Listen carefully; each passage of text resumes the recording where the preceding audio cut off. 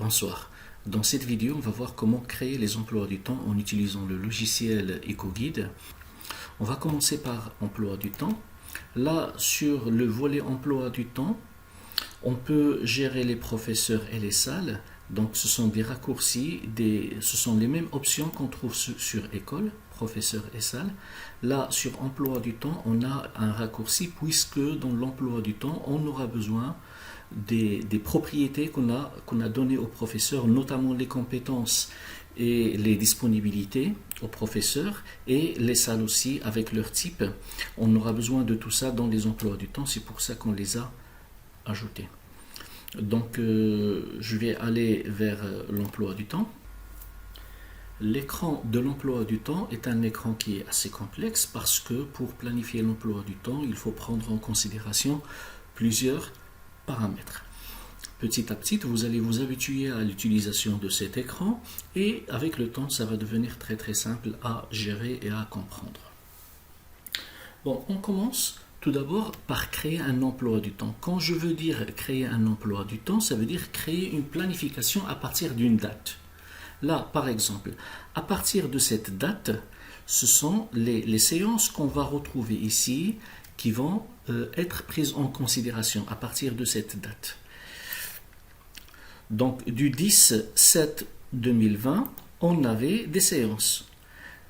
Donc, ce sont les séances qui seront prises en considération dans l'avancement, mais à partir de 9/11, c'est la nouvelle planification qui va entrer en vigueur. Vous allez remarquer que l'emploi qui commence du 10/7, elle est publiée. Ça veut dire quoi qu'elle est publiée? Ça veut dire que ce n'est plus un brouillon. C'est un emploi qui fonctionne. Et lorsque je vais aller vers l'avancement, c'est cet emploi du temps qui est pris en considération.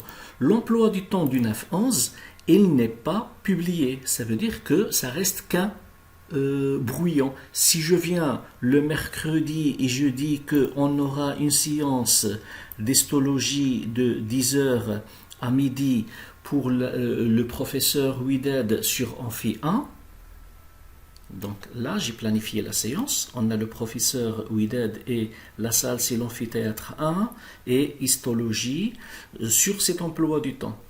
C'est un mercredi à partir du 9/11.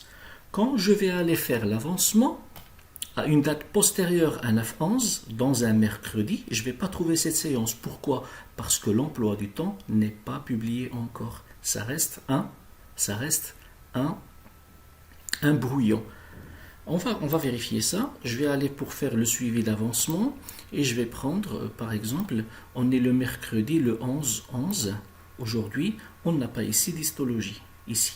Avec la kinésithérapie première année, c'est pour cette classe que je l'avais fait.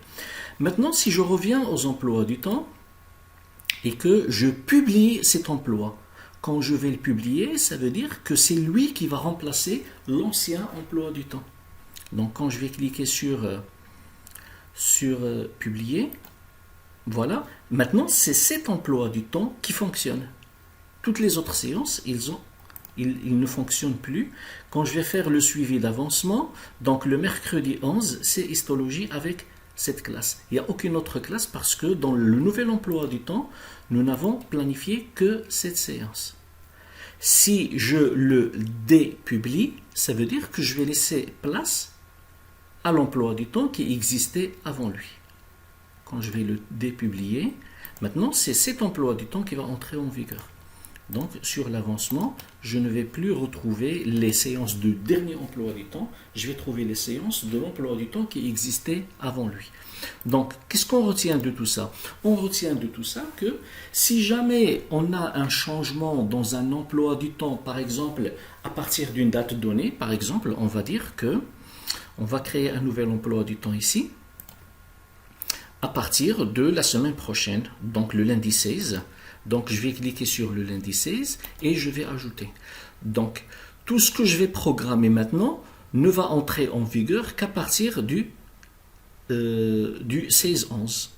Je vais le publier et on va faire l'histologie à 8h avec le même prof et le même.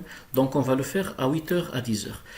Dans l'emploi du temps du 9/11, Ça a commencé à 10 heures, je vais le publier aussi, et on va voir qu'est-ce que ça va faire. Donc le 9-11, il est publié, et qu'est-ce qu'on a? On a histologie à partir de 10 heures à midi le mercredi. Et dans cet emploi du temps-là, qu'est-ce qu'on a? On a le mercredi de 8 heures à 10 heures, on a le même prof et la même séance, et elle est publiée. Maintenant, quand je vais aller à l'avancement, et je vais faire le suivi avancement, quand je vais prendre une date de cette semaine, l'histologie sera à 10 heures. Et quand je vais aller à cette semaine-là, le 18, l'histologie sera à 8 heures. D'accord? Donc, les séances, ils vont changer selon l'emploi du temps qui a été programmé pour cette semaine. Mais, comme je l'avais dit tout à l'heure, si je reviens à l'emploi du temps et je dépublie le dernier emploi du temps, celui-là, je l'ai dépublié, ce n'est qu'un brouillon. Le suivi d'avancement n'est plus pris en considération. Si je vais aller vers le 18, ça va rester de cette séance. Là, je remarque qu'il y a un petit décalage sur l'affichage. Je dois le régler. On a ici 7 heures. 8 heures doit être là. 9 heures devait être là. Et 10 heures devait être là. On va voir comment... on a eu un problème, je pense, de la taille de la cellule. C'est pour ça que ça a été décalé. Très bien. Donc, ça, c'était le concept de l'emploi du temps. Maintenant, on va voir comment on peut créer l'emploi du temps. Alors, dans l'emploi du temps, nous avons 4 ingrédients. C'est le groupe, ou ce qu'on appelle la classe. C'est la matière ou le module. C'est le professeur et la salle. Donc, il faut croiser toutes les disponibilités de ces ingrédients, notamment le groupe, le professeur et la salle. Ils doivent être libres pour qu'on puisse programmer une séance. Alors, le professeur, il est occupé par les séances qu'on lui donne et par les disponibilités qu'il va nous donner. Par exemple, chaque professeur va exprimer ses disponibilités. Par exemple, ce professeur-là, les zones blanches, ce sont les zones où il a exprimé qu'il est disponible. Ce prof-là n'a pas exprimé de disponibilité, ce qui fait quand je vais le choisir, il ne va pas me donner de zone disponible pour lui. D'accord? La même chose. Par exemple, on va prendre ce professeur-là et on va aller dans sa fiche pour voir ses disponibilités. Puisqu'il n'a pas exprimé, on va lui donner des disponibilités. Donc, sur un professeur, je le sélectionne et je viens sur disponibilité. Donc là, on trouve qu'il n'y a aucune disponibilité. Celui-là et là, ces disponibilités-là. Celui-là et là, ces disponibilités-là. Et ainsi de suite.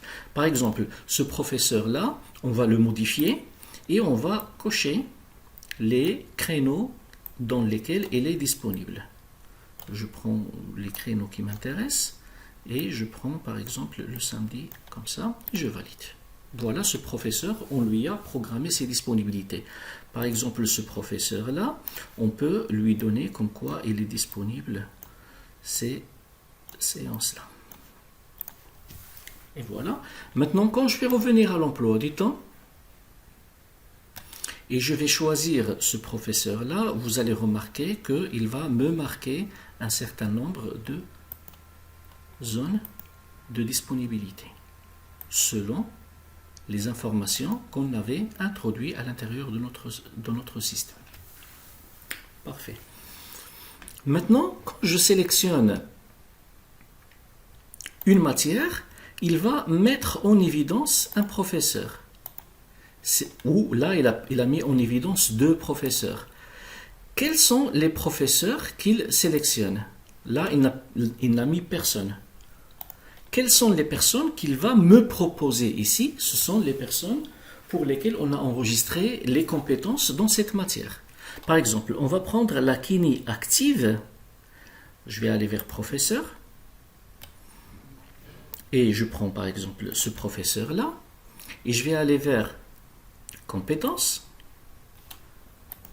Pour la filière kinésithérapie, en première année, je prends la kiné active, celle-là, je vais modifier et je l'ajoute à ce professeur-là, le professeur qui est sélectionné. Donc on dit que ce professeur, il est capable d'enseigner cette matière, il est compétent dans cette matière. Et on va lui donner toutes les matières pour lesquelles il peut les enseigner avec les différentes filières. En diététique, on va lui donner par exemple, je sais pas, je prends ça. Ok? Et on valide.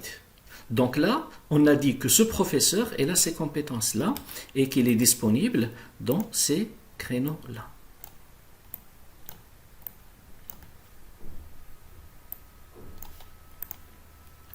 Maintenant, quand je reviens à mon emploi du temps, je suis sur la kinésithérapie première année. Quand je vais choisir le module kiné active, il me propose le professeur qui est compétent et il va le mettre en évidence avec cette couleur. Et il va me donner, quand je le sélectionne, il va me donner les créneaux pour lesquels il est disponible. Très bien. Kiné active est une matière qui a besoin d'un type de salle. Peut-être qu'on a une salle qui est équipée pour les cours de la kinésithérapie. Et là, il doit me proposer que les salles qui ont le même type que la matière. Ici, sur paramètres, nous avons spécialité matière.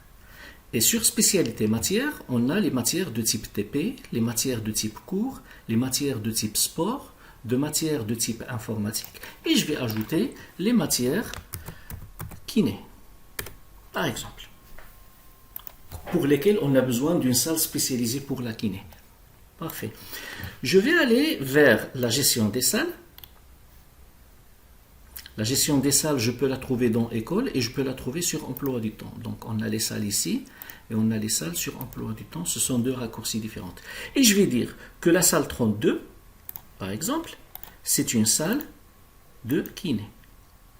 On va retrouver ici les paramètres qu'on a paramétrés ici sur la spécialité des matières.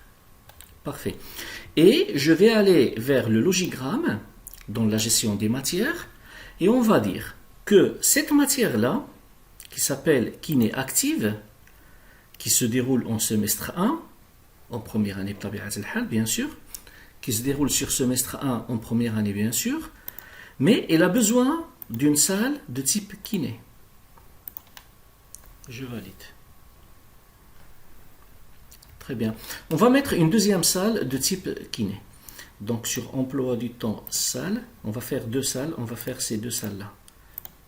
La salle 32 et la salle 33, par exemple. Quand je vais aller vers l'emploi du temps, et je sélectionne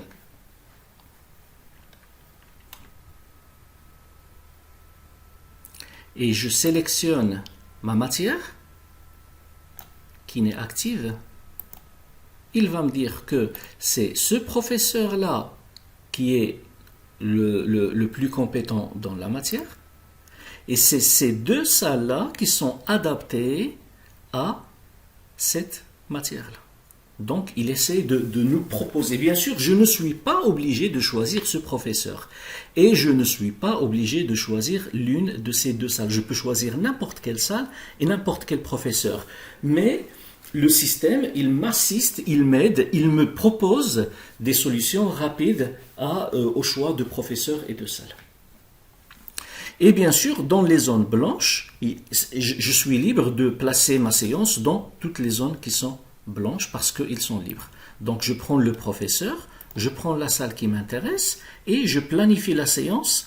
Une fois que les 4 ingrédients sont sélectionnés, la classe, la matière, le professeur et la salle, je peux glisser et choisir le créneau dans lequel la séance sera appliquée. Voilà. Maintenant, je peux passer à un autre groupe. Par exemple, on va prendre la diététique. Nous n'avons pas Si, on a des personnes qui sont inscrites en diète 1. Donc là, je trouve les matières de diète 1. Quelles sont les matières qui sont sélectionnées ici? Ce sont les matières qui sont planifiées sur le logigramme. Et ça, c'est une autre histoire. Je préfère ne pas entrer parce que ça va nous perturber un petit peu. C'est les séances qu'on a planifiées pendant cette semaine sur le logigramme. C'est autre chose. Et je prends diététique et on va prendre la même professeure et une autre salle et on va planifier une séance ici.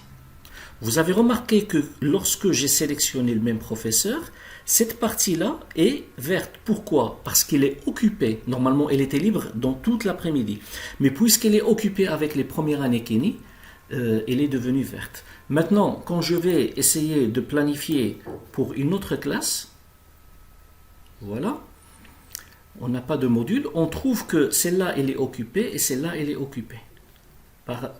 Pourquoi celle-là, elle est verte foncée? Parce que les deux critères ne sont pas dispo, qui sont le prof et la salle. Je change la salle, celle-là, elle est libre. Je change le prof, il va me donner des disponibilités qui sont différentes. Maintenant, si je veux voir l'emploi du temps propre à ce professeur, parce que là, je suis en train de voir l'emploi du temps par groupe. C'est l'emploi du temps de ce groupe que je suis en train de voir ici. Maintenant, je veux voir l'emploi du temps complet de ce professeur avec les différents groupes. Donc, je n'ai qu'à emploi par professeur. Donc, c'est le professeur qui est sélectionné là, qu'il va me donner les différentes séances qu'il a. Et là, on a diète 1A.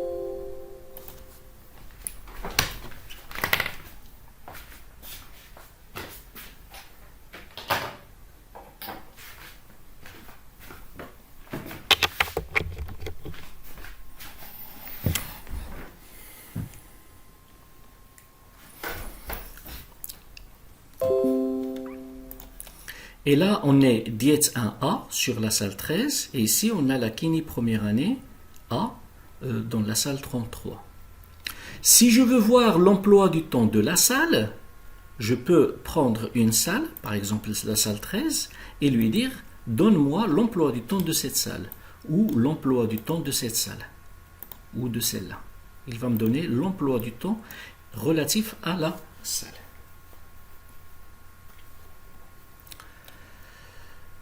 Une fois l'emploi du temps terminé, je peux l'exporter.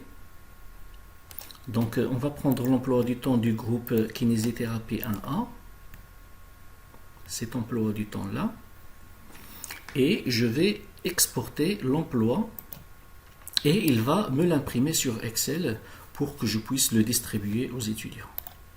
Donc là, il me donne l'emploi du temps de la filière et le groupe, et puis les séances, ici,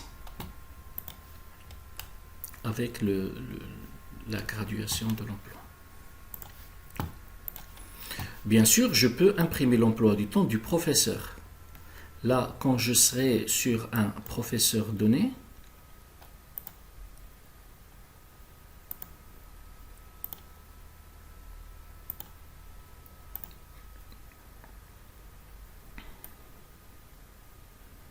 j'essaie de...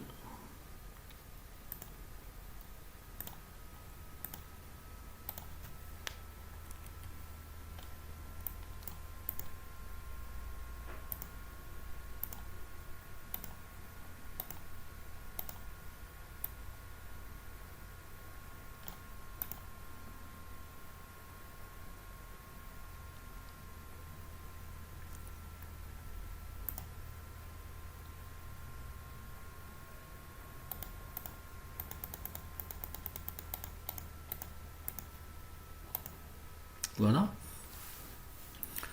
Donc,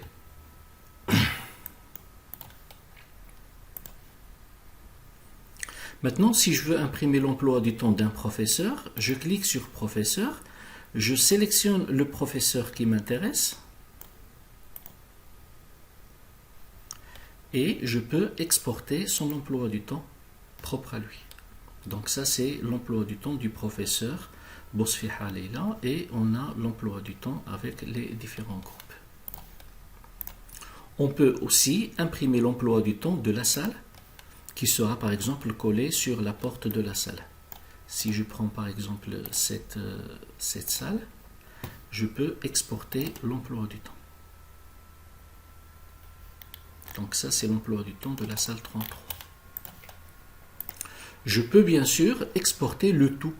pour ne pas faire les emplois un par un, je peux dire exporter tout. Et là, je vais cocher quels sont les groupes qui m'intéressent à exporter, quels sont les profs qui m'intéressent. Donc, je peux décocher ceux pour lesquels je ne veux pas imprimer d'emploi. Donc, on va laisser quelques-uns.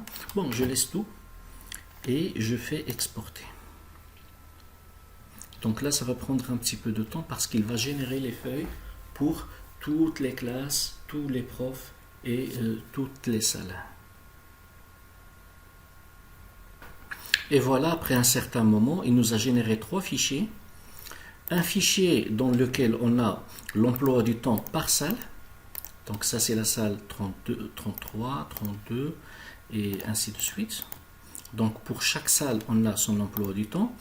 Et là, pour chaque professeur, on a son emploi du temps. Donc là, il y a certains professeurs qui n'ont pas de séance. En fait, la plupart.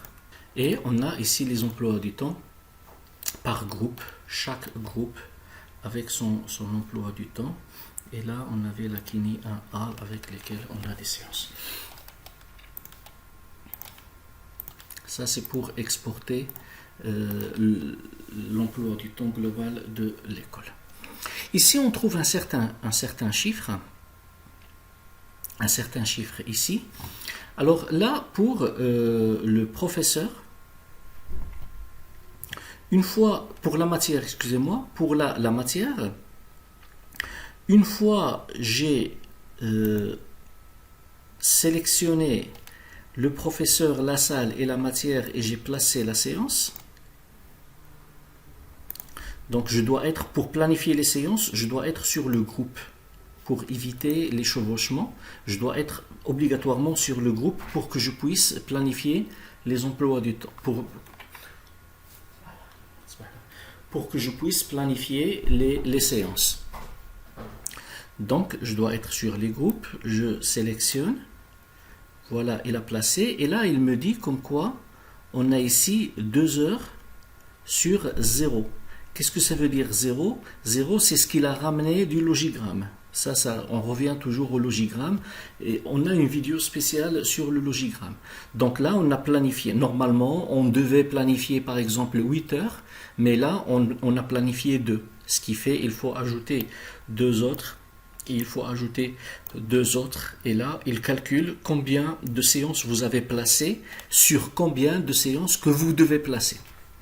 Et là il va nous donner l'avancement du programme. Normalement on a 20 heures, ça c'est la masse horaire de la matière et sur l'avancement on a réalisé 4 heures, ça c'est la partie avancement ici. Là le chiffre que vous voyez ici, c'est le nombre des heures qui a été affecté à ce professeur dans cet emploi du temps. Et là, c'est le taux d'occupation de la salle.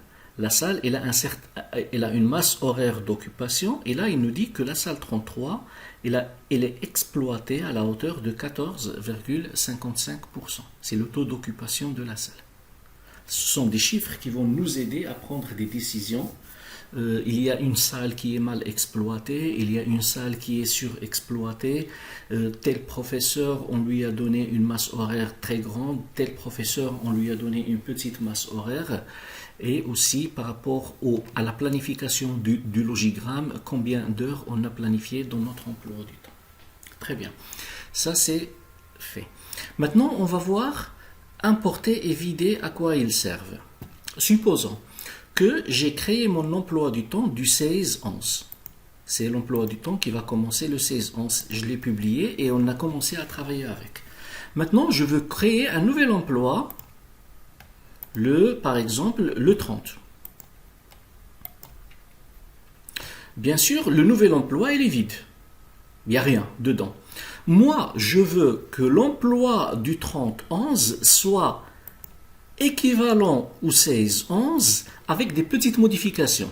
Je ne vais pas reprogrammer toutes les séances, ça va me faire perdre énormément de temps parce que je parle de toutes les classes et tous les professeurs et tout. Moi, j'ai pratiquement 90% de l'emploi du temps reste la même, sauf une partie, mais à partir du 30-11. Entre le 16 et le 11, on continue à travailler avec la planification du 16, mais à partir du 30, on veut la même chose que le 16, mais avec des légères modifications. Donc on va importer. Sur l'écran d'importation, je sélectionne l'année scolaire à partir de laquelle je veux importer et je sélectionne l'emploi du temps que je veux copier. C'est l'emploi du temps dans son intégralité pour les différentes filières et les différentes classes qui sera copié sur l'emploi du temps en cours. Voilà, donc l'emploi du temps tout entier est là pour les différentes filières.